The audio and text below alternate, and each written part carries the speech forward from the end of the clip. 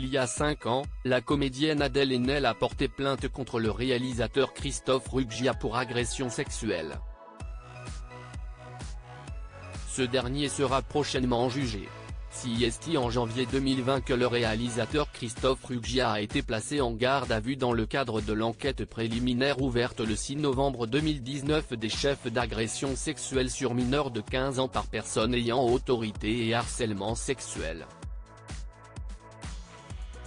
L'actrice Adèle Haenel a porté plainte contre le cinéaste avant de révéler à Mediapart qu'il lui aurait fait subir un harcèlement sexuel permanent, des caresses, des attouchements, des baisers forcés dans le cou pendant et après le tournage du film Les Diables.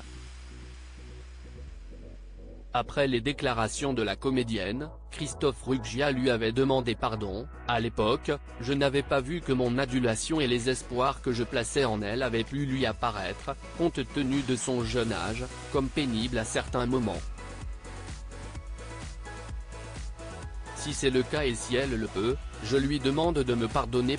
Christophe Ruggia sera jugé en décembre 2024 pour l'affaire Adèle Haenel. 5 ans après la plainte d'Adèle Haenel, Christophe Ruggia va être jugé pour agression sexuelle sur mineur, selon les informations de l'ART. Le réalisateur sera jugé les 9 et 10 décembre prochains devant le tribunal correctionnel de Paris, comme l'a demandé la juge d'instruction.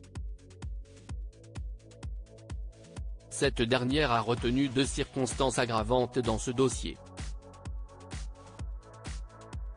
La première étant l'âge de la comédienne au moment des faits, à savoir qu'elle était mineure, puisqu'elle était âgée de 12 à 15 ans lors des faits dénoncés. La seconde circonstance aggravante est la position d'autorité de Christophe Ruggia sur Adèle Haenel.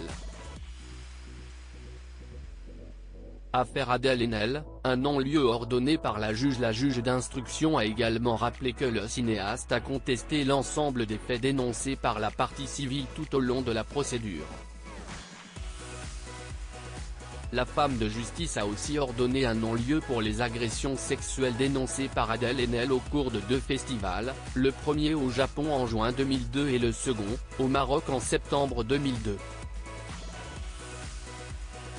Lors du procès, ce sont les faits entre septembre 2001 et février 2004 qui seront évoqués. Article écrit avec la collaboration de 6 médias.